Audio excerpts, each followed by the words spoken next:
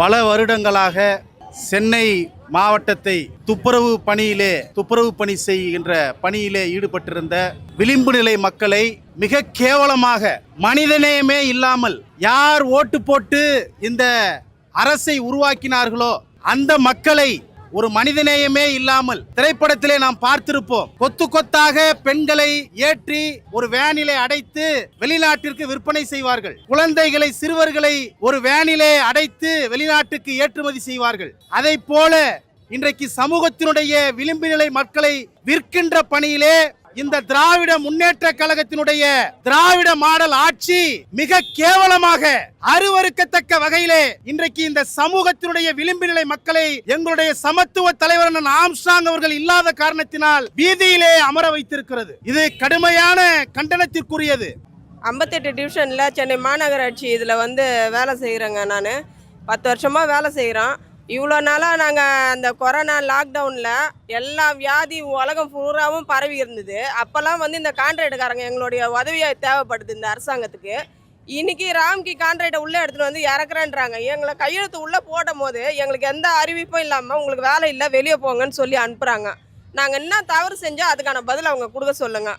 இத்தனை வருஷமாக நாங்கள் வேலை செய்கிறதுல எந்த இது நஷ்டமும் இல்லாமல் இப்போ ராம்கி வர்றதால உங்களுக்கு லாபம் இருக்குன்ட்டு கஷ்டப்பட்டவங்களை வெளியே அனுப்புறது நியாயமான விஷயம் கிடையாது. நாங்கள் என்ன கேட்குறோம், நாங்கள் வேலை செய்கிறோமா அதுக்கான தகுந்த ஊதியமாக எங்களுக்கு கொடுங்க. எங்கள் வேலையை நிரந்தரப்படுத்துங்க. அது நாங்களாம் உங்கள்கிட்ட கேட்கல, நீங்களாம் எங்களுக்கு கொடுத்த வாக்கு. அது என்னை ஜெயிக்க வைங்க, கண்டிப்பாகவே நான் உங்களுக்காக நல்லது செய்வேன் அன்னிட்டு சொன்னீங்கல்ல. வீடியோல ஆட்சியை கொடுக்குறேன்னு சொன்னீங்களா. எங்கள் வாழ்க்கையை இருள ஆக்கி வச்சுட்டு அப்புறம் என்ன வீடியோல ஆட்சி நீங்கள் கொடுக்க போறீங்க கேட்குறேன். வீடியோல ஆட்சின்றது எல்லா வீட்டில் வேலை கேட்கறதுக்கான அர்த்தம் தான். அது எங்கள் குடும்பத்தையே இருட்டில் தள்ளி விட்டுட்டு அதுக்கப்புறம் நீங்கள் நல்லது செஞ்சு பஸ் விடுற அதை விடுற இதை விடுறேன்னு செஞ்சு என்ன பிரயோஜனம் இருக்குது? எங்கள் பிள்ளைங்கள்லாம் வறுமையில் இருக்கணும், நீங்கள் மட்டும் நல்ல ஒரு சூழ்நிலை இருக்கணுமா? நாங்கள் போட்ட ஓட்டால நீங்கள் முன்னணியாக நிற்கிறீங்கல்ல, எங்களையும் பின்னாடி தள்ளி நிற்க வைக்கிறீங்க. உங்களை தூக்கி வைக்கிற இடம் உயரமாக இருக்கும் போது எங்களையும் அதே உயரத்தில் நீங்கள் வைங்க. உங்களை எங்களுக்கு சொத்து பத்து எல்லாத்தையும் நீங்கள் எங்களுக்கு கொடுங்கன்னெலாம் நாங்கள் கேட்கல. எங்கள் வாழ்வாதாரத்துக்கு தேவையான வருமானத்தை எங்களுக்கு கொடுத்த வருமானத்தை நீங்கள் கொடுங்க. எங்களை ஒரு நல்ல வழி காட்டினீங்கன்னா எங்களுக்கு பின்னாடி இருக்க ஒரு குடும்பமாக தரத்தில் உயரம். அதுக்கான வழியை தானே கேட்குறேன். அது கூட செய்யறது கஷ்டமாக இருக்குன்னா அப்போ எதுக்காக எங்களுக்கு நீங்கள் வாக்குறுதி கொடுத்தீங்க? என் பேர் ஷாம்லாங்க. நான் டிவிஷன் 60 வேலை செய்கிறேன். நான் ஜோன் 5 வேலை செஞ்சுட்டுருக்கேங்க. நாங்கள் கிட்டத்தட்ட 10 வருஷமாக 15 வருஷமாக நாங்கள் வேலை பார்த்து வந்துட்டுருக்கோம். ஆனால் எங்களுக்கு நாங்கள் ஓட்டு போட்டது எதுக்காக நாங்கள் ஓட்டு போட்டோம்? நீங்கள் வருவீங்க, எங்களுக்காக ஒரு நல்லது முடிவு பண்ணுவீங்கிறதுக்காக தானே நாங்கள் ஓட்டு போட்டோம். ஆனால் கடைசியில் நீங்கள் எங்களுக்கு நடுவுத்தரில் தானே விட்டீங்க. இப்போ எங்களுக்காக வாதாடுற எல்டிசி சார்பாக எங்கள் பாரதிய ஜனதா தான் இப்போ நடுவில் நின்று எங்களுக்காக வாதாடிட்டு இருக்கிறாரு. இப்போ அவரே இல்லைன்னா நாங்கள் இன்னும் நடுத்தரில் தான் நிற்கணும். நாங்கள் வரதா புயல், மற்றபடி கொரோனா டைமு, அதுக்கப்புறம் சீனா பிரதமர் வருக, எல்லா இதுக்கும் நாங்கள் வேலை பார்த்தோங்க. ஆனால் அப்போல்லாம் எங்களுக்கு கண்ணுக்கு தெரிஞ்சது, இப்போ மட்டும் எங்கள் கண்ணுக்கு தெரியலையாங்க. நாங்கள் உங்களுக்கு இப்போ மட்டும் ராம்கி கான்ட்ராக்ட் உள்ள விட்டுருக்கீங்க. 2500 கோடிங்க. 2500 கோடிக்கு எங்களை நீங்கள் வித்துட்டீங்களா இங்கே அரசாங்கத்துலேருந்து? அப்போ நீங்கள் எங்களை அடித்தர மட்டத்திலேருந்து நீங்கள் வச்சு பார்த்துட்டு உங்களுக்கு அழகுங்களா? இந்த மக்களுக்கு தீர்வு கிடைக்கும் வரை தொடர்ச்சியாக எங்களுடைய அன்னியார் திருமதி ஆம்ஸ்ட்ராங் அவர்களுடைய சார்பாக இந்த போராட்டத்திற்கு நாங்கள் உறுதுணையாக இருப்போம். ஏனென்று சொன்னால் 2006ஆம் ஆண்டு சென்னை மாநகராட்சியினுடைய உறுப்பினராக இருந்த பொழுது 2025 துப்புரவு பணியாளர்களை நிரந்தர பணியாளர்களாக மாற்றிய ஒரே தலைவர், ஒப்பற்ற தலைவர் எங்களுடைய அண்ணன் சமத்துவ தலைவர் ஆம்ஸ்ட்ராங்.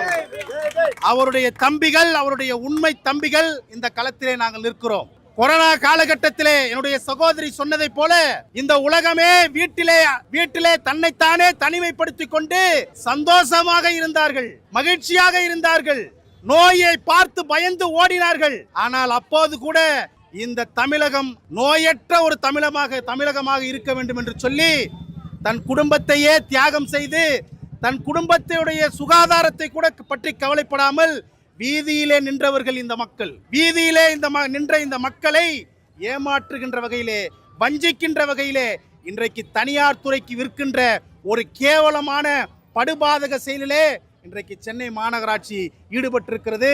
இதை ஒருபோதும் தமிழக பகுஜன் சமாஜ் கட்சி வேடிக்கை பார்க்காது. சமத்துவ தலைவருடைய தம்பிகள் நாங்கள் வேடிக்கை பார்க்க மாட்டோம். உடனடியாக இதற்கு சென்னை மாநகராட்சியினுடைய கமிஷனர் தீர்வு காணவில்லை என்று சொன்னால் சென்னை மாநகர மேயர் தீர்வு காணவில்லை என்று சொன்னால் தமிழகம் தழுவிய போராட்டத்தை தமிழ் மாநில பகுஜன் சமாஜ் கட்சி முன்னெடுக்கும். வேற எதுக்காச்சும் பிரச்சனை பண்றோமா? சம்பளம் குறைவா இருந்தாலும் நாங்க செஞ்சோம்.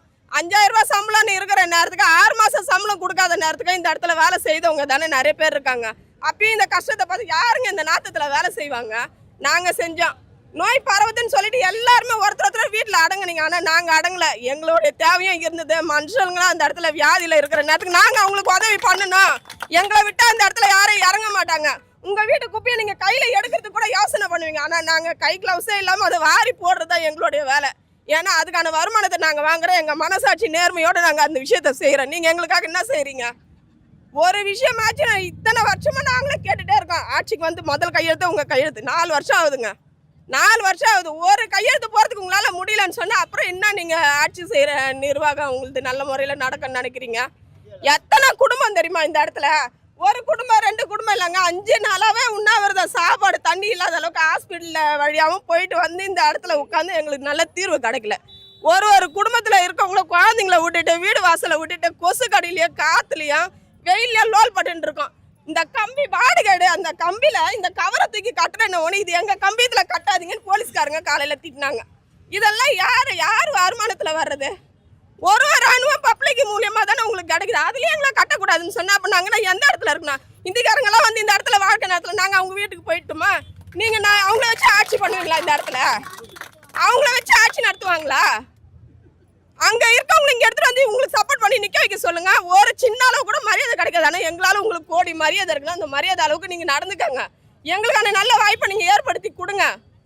இன்னைக்கு இல்ல அண்ணன் இருந்தா இந்த சூழ்நிலை விட்டுருப்பாங்களா? எங்களுக்கான வீடியோல அவர்கிட்ட இருந்திருக்கான். இந்த அளவுக்கு நாங்க இங்க நிக்க வேண்டிய அவசியமே கிடையாது. தலித் மக்களுக்காக பாடணும், போராடணும், பாடுபடணுன்ற மனுஷன் இல்லைன்ட்டு தானே இவ்வளவு அராஜகம் நடக்குது இந்த இடத்துல. இன்னைக்கு நாங்க இடிஞ்சு போய் உட்கார்றோம். ஒரு உயிர் இல்ல, இடிஞ்சு போய் உட்கார்றோம். ஆனா அந்த ஒரு உயிர் இருந்திருந்தா நாங்க எப்பத்துக்கு எப்பயும் இந்த இடத்துல இவ்வளவு நேரத்துக்கு உட்கார வேண்டிய அவசியம் என்ன இருக்கு எங்களுக்கு?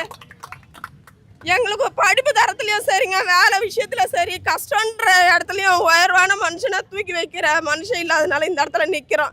இருக்கவங்க இனியனாச்சுன்னு எங்களை இந்த இடத்துல கஷ்டப்படாம இன்னைக்கு நல்ல ஒரு முடிவா சொல்லி எங்க குடும்பம் குழந்தைங்களோட எங்க வீடு போய் சேர்றதுக்கான வாய்ப்பை கொடுக்க சொல்லுங்க. அதுதான் நல்லது. இல்லையா இதே இடத்துல நாங்க எல்லாம் ஒரு பணமா ஆகணும்னு சொன்னா கூட அவர் என்ன சொல்றாரு அந்த வழி எங்களுக்கு கொடுங்க. நாங்க கும்பலாவே சேர்த்து பாரு, கும்பலாவே போராட தெரிஞ்சு எங்களுக்கு கும்பலாவே நாங்க சாக தெரியாதா? எங்களால தான் எங்க குடும்பம் நல்லா இருக்கணும். எங்களால எங்க குடும்பம் அழிஞ்சு போட்டோம். 2500 கோடிக்கு நீங்கள் எங்களை விட்டுருக்கீங்க. அந்த 2500 கோடிக்கு நீங்கள் யாருக்கு எங்களை விடுறதுக்கு? நாங்கள் கவர்மெண்ட்டுக்கு தாங்க நாங்கள் உழைச்சோம். கவர்மெண்ட் எங்களுக்கு பதில் சொல்லட்டுங்க. எங்கள் கேஸ் அங்கே நடந்துட்டு இருக்குங்க. அந்த கேஸில் என்ன பதில் பார்த்தோம் அது வரணும். அது வரைக்கும் நீங்கள் யார் எங்களுக்கு இது பண்ணுறதுக்கு? நீங்கள் யார்? நாங்கள் ஓட்டு போட்டு வந்ததால் தான் நீங்கள் வந்தீங்க. இல்லை நீங்கள் யார்? நீங்கள் யார் சொல்லுங்கள்? நாங்கள் ஓட்டு போட்டது எங்கள் ஒரு விரல் பொறைச்சினால தான் நீங்கள் உள்ளே வந்தீங்க. அதே ஒரு விரல் பொறைச்சினா நாங்கள் தலையெடுத்தே மாற்றுவோம். அது எங்ககிட்ட இருக்கு. நாங்கள் இங்கே பாருங்க, நாங்கள் நடுத்தர மக்களுங்க. ஏன்னா நாங்கள் இங்கே நிறைய பேர் புருஷன் இல்லாதவங்க, பையன் இருந்தும் புள்ளக்குட்டி சோறு போடாதவங்க, கணவனை இழந்தவங்க, இவங்க தாங்க நாங்கள் வேலை பார்க்குறது. உங்களை மாதிரி அதிகாரிங்க நாங்கள் வேலை பார்க்கல. நீங்கள் சம்பளம் வாங்குறது 1 லட்ச ரூபா 1.5 லட்ச ரூபா நீங்கள் வாங்குறீங்க. நாங்கள் வாங்குற 23,000 ரூபாய் சம்பளம் அது உங்கள் கண்ணுக்கு உறுத்துதா? அதனால நீங்கள் 2500 கோடிக்கு எங்களை நீங்கள் வித்துட்டீங்க. அதனால நீங்கள் 16,000 ரூபாய் கொடுத்தா நாங்கள் வாங்கிட்டு போயிடணுமா? இப்போ 10-15 வருஷமா நாங்கள் 10-15 வருஷமா நாங்கள் இருக்கிறோமே. அப்போ நாங்கள் எங்கே போகிறது? நீங்கள் எத்தனை பேர் நீங்கள் அடமானத்தை வைக்கிறதுக்காக இருக்கோம். நாங்கள் உங்கள் சொத்தை கேட்கலைங்க, உங்கள் சொகத்தை கேட்கல. எங்களுக்கு உண்டான பணி நிரந்தரத்தை கொடுங்க தான் நாங்கள் கேட்குறோம். நீங்கள் யாதோ புரிஞ்சிக்க மாட்டீங்க. எங்கள் வாழ்வாதாரமே போகுதுங்க. எங்கள் வாழ்வாதாரமே இல்லைன்னு போது நாங்கள் எதுக்கு இங்கே இருக்கணும்? நாங்கள் மொத்த பேரும் சாகிறதுக்கு நாங்கள் ரெடியாக இருக்கிறோம். இந்த இடத்துல நாங்கள் கிட்டத்தட்ட இங்கே 2 நாளாக போராட்டம் நடந்தது. அம்பத்தூரில் எல்டிசி சார்பாக அம்பத்தூரில் 5 பெண்களும் உண்ணாநிலை போராட்டத்தில் இருந்தாங்கங்க. இந்த உண்ணாநிலை போராட்டத்தில் கூட எங்களுக்கு ஜீவா கொடுத்தாங்க. அந்த ஜீவா கொடுத்த மறுநாள் என்ன பண்ணிட்டாங்க? ஜீவா கேன்சல் அப்படின்னு சொல்லிட்டாங்க. எங்களுக்கு வாதாடின சக்கரபதி அட்வொகேட் ஜட்ஜி மாற்றிட்டாங்க. அந்த மறுநாளே மாற்றிட்டாங்க. ஏன் எங்களுக்காக இந்த மாதிரி பண்ணுறீங்க? நாங்கன்னா உங்கள் பணத்தை கேட்குறோம். சொல்லுங்க, எங்களுக்கு உண்டான வாழ்வாதாரத்தை தான் கேட்குறோம். நீங்க ஏன் எங்களை புரிஞ்சுக்க மாட்டேன்றீங்க? நெக்ஸ்ட் வர்றது எலெக்ஷன் வருதுங்க, நல்லா புரிஞ்சுக்கங்க. நெக்ஸ்ட் எங்க கையில தான் இருக்குது உங்க ஆட்சி. வெளிநாட்டுல இருந்து வெளி இடத்துல இருந்து வந்திருக்காங்கல்ல, அவங்க ஓட்டு போட போறது கிடையாது. நாங்க தான் ஓட்டு போடணும். எங்களுடைய ஆதார் கார்டு முதல் கொண்டு ரேஷன் கார்டு முதல் கொண்டு எத்தனை கீழே போறதுக்கு நாங்க தயாரா இருக்கோம். தயாரா இருக்கும், நல்லா பாத்துக்குங்க. உங்க தலையெழுத்து மாத்தக்கூடிய தலையெழுத்து எங்க கையில இருக்குது, பாத்துக்குங்க. ஓட்டு ஐடி கார்டு கூட முதல் கொண்டு தூக்கி கீழே போடுவோம். ஒரே ஒரு விஷயத்தை நான் சொல்லிக்கிறேன். சென்னை மாநகராட்சியுடைய மேயர், இந்த தலைவன் பிறந்த அந்த பெரம்பூர் மண்ணிலே பிறந்த பிரியா அவர்கள் இப்படி நடந்து கொள்வது மிக கேவலமானது, அருவருப்பானது. மனிதநேயமே இல்லாமல் ஒரு மேயர் தொடர்ச்சியாக இந்த சமூகத்தினுடைய மக்களை, விளிம்பு நிலை மக்களை வீதியிலே, இந்த வேகாத வெயிலே உட்கார வைத்து பார்ப்பது மிக அருவருப்பானது. ஆகவே மேயர் அவர்களே, கொஞ்சமாவது இந்த தலைவருக்கு இருக்கிற அந்த மனித நேயத்திலே ஒரு 5%, 10% இருந்தாலாவது நீங்கள் தயவு செய்து இந்த மக்களை, உங்களுடைய மக்களை, நீங்கள் கூட இடஒதுக்கீட்டின் அடிப்படையிலே தான், பாபா சாஹேப் அம்பேத்கர் இட்ட பிச்சையின் அடிப்படையிலே தான் நீங்கள் மேயராக மாறி இருக்கிறீர்கள். ஏதோ திராவிட முன்னேற்ற கழகத்துடைய தலைவர் உங்களை மேயராக்கவில்லை, ஏதோ கருணாநிதி உங்களை தமிழ்நாட்டுடைய மேயராக்கவில்லை. உங்களை மேயராக்கியது இதோ இந்த மக்கள் கைகளிலே வைத்திருக்கிறாரே பாபா சாஹேப் அம்பேத்கர், அவர்தான் உங்களை மேயராக்கினார். இதோ இந்த கைகளிலே இருக்கிறார் எங்களுடைய சமத்துவ தலைவருடைய கோட்பாடுதான் உங்களை மேயராக்கியது. ஆகவே கொஞ்சமாவது மனிதநேய அடிப்படையிலே நடந்து கொண்டு இந்த மக்களை வியாபாரம் செய்யாதீர்கள். பாபா சாஹேப் அம்பேத்கர் கடுமையாக எச்சரித்தார். இந்த மக்களை, இங்க இருக்கிற அரசு துறைகளை தனியார் மயத்திடம் ஒப்படைத்தால் இந்த மக்கள் அடிமைகளை விட கேவலமாக, அமெரிக்காவிலே எப்படி கொத்தடிமைகள் இருந்தார்களோ, ஆப்பிரிக்காவிலே எப்படி கொத்தடிமைகள் இருந்தார்களோ, அதை போல ஒரு சூழல் உருவாகும் என்று பாபா சாஹேப் அம்பேத்கர் அன்றைக்கே எச்சரித்தார். அந்த சூழலை திராவிட மாடல் ஆட்சி, சமூக நீதி மாடல் ஆட்சி என்றெல்லாம் சொல்லி நீங்கள் உருவாக்காதீர்கள். அதை ஒருபோதும் பாபா சாஹேப் அம்பேத்கருடைய பிள்ளைகள், சமத்துவ தலைவருடைய தம்பிகள் ஒருபோதும் வேடிக்கை பார்க்க மாட்டோம். ஆகவே தமிழக பகுஜன் சமாஜ் கட்சியினுடைய பொறுப்பாளர்கள் இங்கே வந்திருக்கிறோம். இன்னும் சற்று நேரத்தில் அதிகாரிகளை நாங்கள் சந்திக்க போகிறோம்.